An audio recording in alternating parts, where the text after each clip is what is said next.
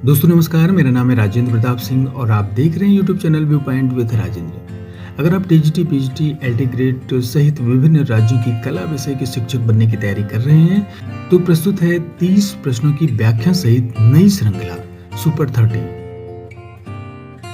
और उम्मीद है कि आपकी कला विषय की तैयारी को आसान बनाएगी यह श्रृंखला।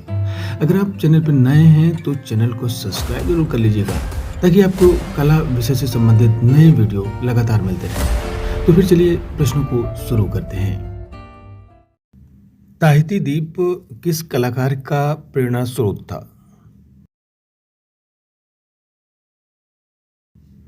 तो इसका उत्तर है ऑप्शन बी, गोगवा।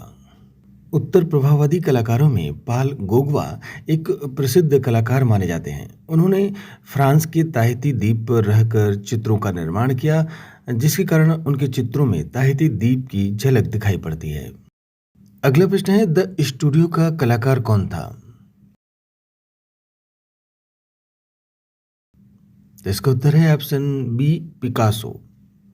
पिकासो के द्वारा द स्टूडियो नामक तैलचित्र 1955 में बनाया गया था। इसी से मिलता जुलता एक अन्य चित्र है द पेंटर्स स्टूडियो। इस चित्र को बनाया था यथार्थवादी चित्रकार गुस्ताव कुर्बे के द्वारा 1855 में।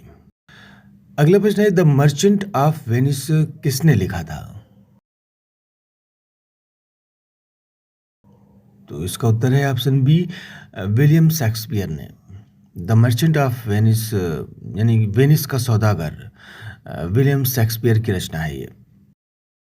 अगला प्रश्न है, पॉप कलाकार एंडी वरहोल ने किसका प्रयोग किया था?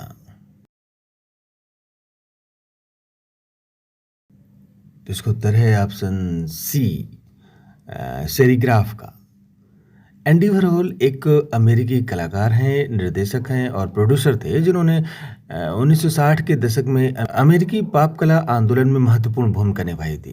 पॉप कलाकार एंडी वरहोल ने इसके लिए सेरीग्राफी का प्रयोग किया था। और सेरीग्राफी पेंटिंग और प्रिंटिंग की एक ऐसी प्रक्रिया है जिसमें प्रिंट एक स्टेंसिल प्रक्रिया के रूप में छवि या डिजाइन को एक जाली युक्त स्क्रीन पर आरोपित किया जाता है।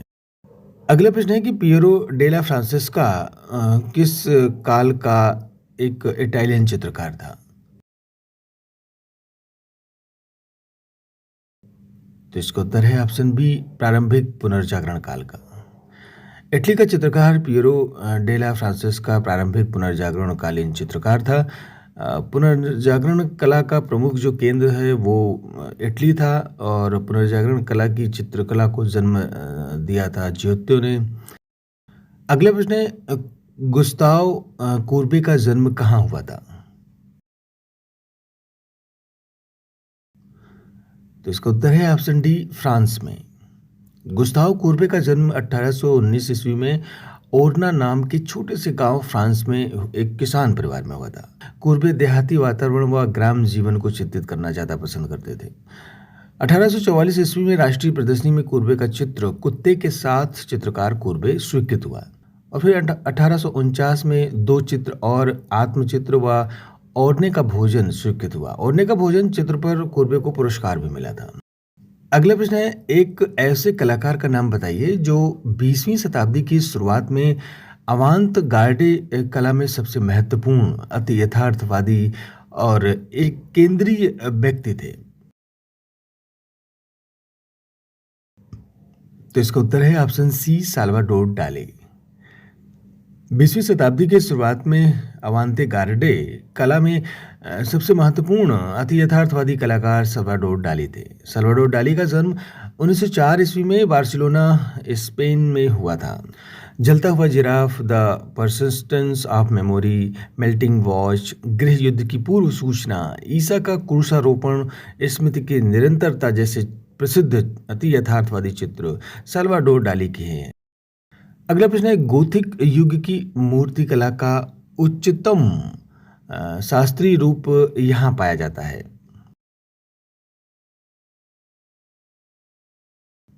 तो इसका उत्तर है ऑप्शन बी, रीम्स गिरजाघर में। फ्रांस में रंगीन कांच का कार्य मुख्य रूप से रीम्स नगर के सेंट रेई चार्टिस्ट और ब्रूजेस पेरिस के ईस्टर चैपल आदि चर्च में हुआ था। इनकी आकृतियों की मुद्राओं और परिधानों में मूर्तिकला का प्रभाव झलकता है। प्रायः हल्के रंगों की अथवा श्वेत पृष्ठभूमि पर गहरे तथा चमकीले रंगों की आकृतियां बनाई गई हैं। अगला प्रश्न है, सिस्टीन चैपल के भित्ति चित्र किसके द्वारा चित्रित हैं? तो इसका उत्तर है ऑप्शन सी, माइकल एंजेलो के द्वारा। सिस्टीन चैपल की छत का चित्र माइकल एंजेलो के द्वारा 1508 से 1512 ईस्वी के मध्य बनाया गया। इसमें फ्रेस्को माध्यम के द्वारा रंग लेप करने के लिए प्रयोग किया गया था। छत के बीच में उत्पत्ति की पुस्तक यानी कि बुक ऑफ जेनेसिस के 9 चित्रों को चित्रित किया गया है, जिसमें आदम की उत्पत्ति सबसे अधिक प्रसिद्ध है। ये भित्ति चित्र माइकल एंजेलो के द्वारा चित्रित किए गए हैं। Sistine Chapel apostolic palace Vatican City में पोप का आधिकारिक निवास है और एक बड़ा तथा प्रसिद्ध चैपल है। यहाँ चैपल का अर्थ है एक छोटा धार्मिक स्थल या प्रार्थना कक्ष जो आमतौर पर किसी बड़े चर्च या भवन के अंदर होता है। अगर सिस्टाइन चैपल की ही बात करें तो इसमें जो चैपल है वो छोटा विशेष प्रार्थना कक्ष था। यह पोप का निजी प्रार्थना कक्ष था। अगला प्रश्न है, मोजाइक कला का संबंध है?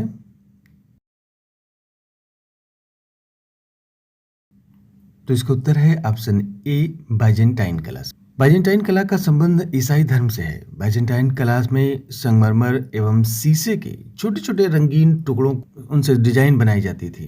इटली के चर्चों में और खासतौर पर दुनिया भर में बाद में लोकप्रिय हो गया कि उनकी चर्च की जो खिड़कियां होती थी, दरवाजे होते थे, उन पे रंगीन कांच के चित्र बनाए जाते थे। तो बहुत ही आकर्षक लगता था और इसी को मोज़ेक पद्धति या फिर मणिकुट्टम विधि भी कहते हैं। अगला प्रश्न है, उस चित्रकार का नाम बताइए जो मूर्ति कला में भी पारंगत था। तो इसका उत्तर है option A, Michael Angelo. Michael Angelo एक प्रसिद्ध चित्रकार के साथ साथ एक मूर्तिकार भी थे। उनकी प्रसिद्ध मूर्तियों में पिएटा, लीडा एवं हंस, डेविड आदि बहुत ही प्रसिद्ध मूर्तियां हैं। अगला प्रश्न है, वीनस ऑफ अर्बाइनो का चित्रकार कौन है? तो इसका उत्तर है ऑप्शन डी, टीशियन। टीशियन का जन्म 1485 ईस्वी में वेनिस में हुआ था। टीशियन एक प्रसिद्ध चित्रकार हैं और इनके जो प्रसिद्ध चित्रों में काना का वैवाहिक भोज, ईसा का अंतिम भोज तथा वीनस ऑफ अर्बाइनो प्रसिद्ध कलाकृतियां हैं। अगला प्रश्न है, सैल खंडों की कुमारी किस कलाकार ने बनाया?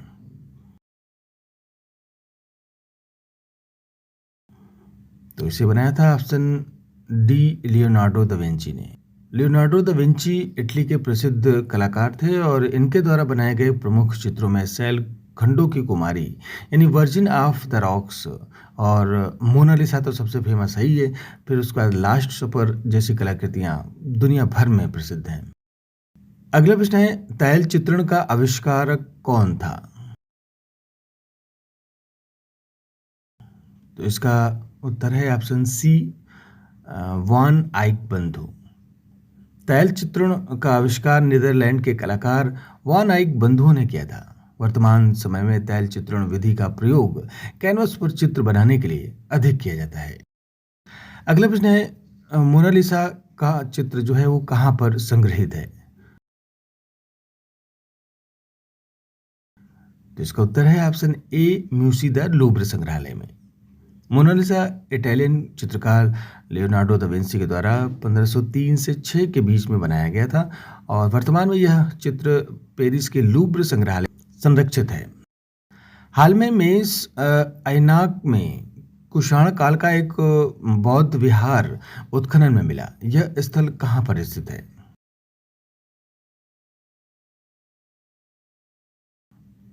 तो इसका उत्तर है ऑप्शन ए, अफगानिस्तान। मेष आयनाक में कुषाण काल का एक बौद्ध विहार मिला था और मेष आयनाक नामक स्थान काबुल यानी अफगानिस्तान के दक्षिण पूर्व में स्थित है। अगला प्रश्न है कि अरस्तु ने कला को कहा था। तो इसका उत्तर है ऑप्शन ए प्रकृति की नकल। अरस्तु यूनान के एक प्रसिद्ध दार्शनिक थे जिन्होंने कला को प्रकृति की नकल कहा था। अगला प्रश्न है हेगल ने किस कला को सर्वश्रेष्ठ माना है।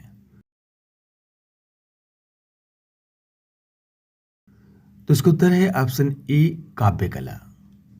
हेगल ने ललित कला को 5 भागों में बांटा। काव्य कला, संगीत कला, चित्रकला, मूर्तिकला और वास्तुकला। इसमें उन्होंने काव्य कला को सर्वश्रेष्ठ कला कहा और वास्तुकला को निम्न श्रेणी की कला कहा है। रस सिद्धांत के प्रसिद्ध व्याख्याकार को पहचानिए। तो इसका उत्तर है ऑप्शन डी अभिनय गुप्त। रस सिद्धांत के प्रसिद्ध व्याख्याकार अभिनय गुप्त हैं। भरत मुनि ने नाट्य शास्त्र में 8 रसों को बताया था और 9वां रस जो है शांत रस की खोज अभिनय गुप्त ने किया था। तो भारतीय सौंदर्य शास्त्र के अनुसार रस कला की आत्मा है। यह कथन सर्वप्रथम अभिनय गुप्त ने ही दिया था। इसी प्रकार अभिव्यक्तिवाद सिद्धांत अभिनय गुप्त का है। अगला प्रश्न है निम्न में से सबसे सॉफ्ट ब्लेड यानी कि मुलायम नोक वाली पेंसिल कौन सी है।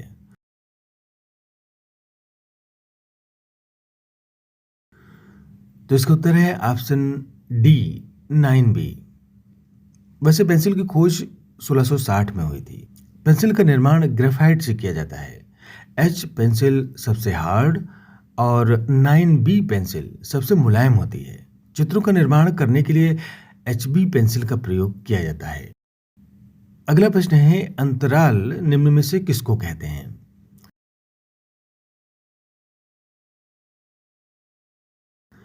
तो इसका उत्तर है ऑप्शन सी क्षेत्र को।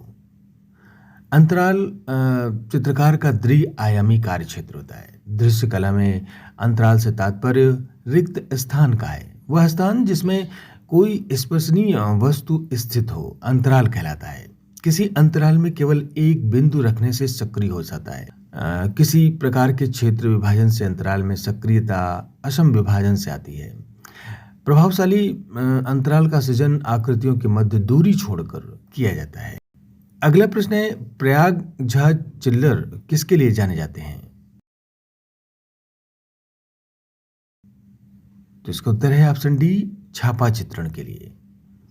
प्रयाग झा चिल्लर समकालीन भारतीय चित्रकार हैं जो छापा चित्रण के लिए जाने जाते हैं। इनमें चित्रकारी का प्रदर्शन 1971 से 2012 तक Jahangir art gallery, Taj art gallery, Bajaj art gallery जैसी जगहों पर उन्होंने किया और नई दिल्ली में आयोजित 7वीं त्रिवेणी इंडिया में अंतर्राष्ट्रीय स्वर्ण पदक भी इन्हें प्राप्त हुआ था। अगला प्रश्न है भारतीय रुपए के नवीनतम प्रतीक को निर्मित करने वाले कौन है।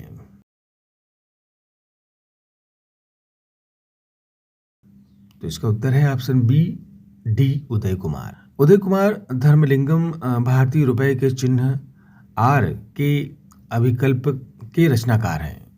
चेन्नई निवासी उदय कुमार IIT गुवाहाटी में प्रोफेसर हैं। उनका प्रस्तावित चिन्ह 5 अंतिम शॉर्टलिस्ट किए गए थे। उदय कुमार ने बताया था कि उनका यह डिजाइन भारत के तिरंगे पर आधारित है। अगला प्रश्न है टाइगर इन मूनलाइट नाइट 1978 की यह कलाकृति किसकी है।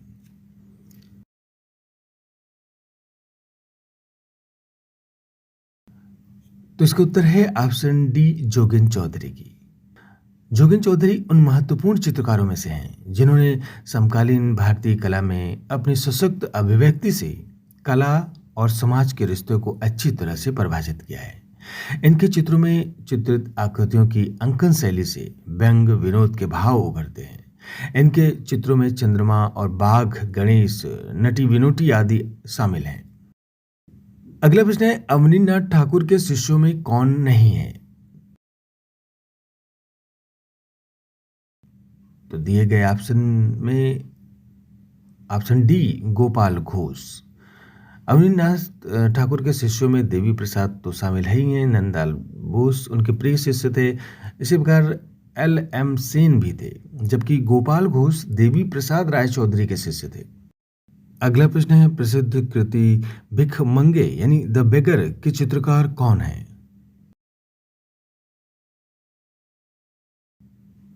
तो इसका उत्तर है ऑप्शन डी, अमृता शेरगिल। अमृता शेरगिल भारत के प्रसिद्ध कलाकार थी जिन्होंने भारतीय विषयों पर चित्रों की रचना तैल चित्रण माध्यम में की थी। उन्होंने भारत के गरीब लोगों की दशा को अपने चित्रों का प्रमुख विषय बनाया, जिसका उदाहरण भिखमंगे यानी द बेगर नामक चित्र में देखा जा सकता है। अगला प्रश्न है, निम्नलिखित में से सातवाहन शासकों के द्वारा निर्मित स्तूप कौन सा है?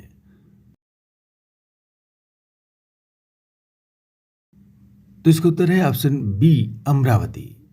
लगभग 200 ईस्वी सातवाहनों के काल में आंध्र नरेशों के द्वारा अमरावती स्तूप का निर्माण महानवकर्मिक की देखरेख में पाषाणिक यानी पाषाण से बनाया गया था। अमरावती स्तूप, जिसे महाचैत्य के रूप में भी जाना जाता है, अमरावती आंध्र प्रदेश के गुंटूर जिले में कृष्णा नदी के दाहिने तट पर स्थित है। सांची स्तूप पर किस लिपि में संदेश खुदा हुआ है?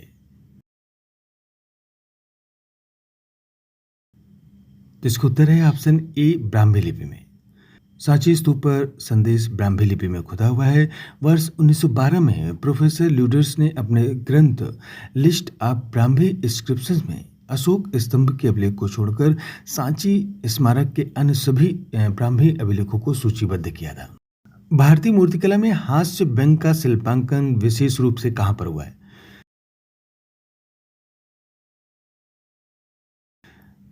तो इसका उत्तर है ऑप्शन बी, भरूच में। भरूच के जातकों के शिल्पांकन के लिए चयनित विषयों में विविधता है, जहां एक ओर गूढ़ दार्शनिक विषयों का अंकन किया गया है तो वहीं दूसरी ओर हास्य विनोद विषयक दृश्यों को भी स्थान प्राप्त है। छम साटक जातक एवं आराम दूषक जातक में विनोद एवं हल्के फुल्के उपहास का भाव निबिद्ध है। अगला प्रश्न है, किस स्तूप के तोरण द्वार विश्व प्रसिद्ध हैं? तो इसका उत्तर है ऑप्शन सी, सांची। सांची के स्तूप के तोरण द्वार विश्व में प्रसिद्ध हैं। इस पर अंकित केवल 5 जातक दृश्यों छदंत, वेशांतर, साम, महाकपि तथा आलम्बुस है। अगला प्रश्न है कि किसने कहा कि अलाई दरवाजा इस्लामी वास्तुकला की अमूल्य निधि है? तो इसका उत्तर है option A, sir John Marshall ने। सर जॉन मार्शल के अनुसार अलाई दरवाजा इस्लामी वास्तुकला की अमूल्य निधि है। पारसी ब्राउन ने के अनुसार इसकी निर्माण योजना से यह ज्ञात होता है कि यह दरवाजा किसी वास्तुकला के ज्ञाता के संरक्षण में बनवाया गया था। तो ये थे कुल 30 प्रश्न। उम्मीद है आपने सारे प्रश्नों को सॉल्व किया होगा।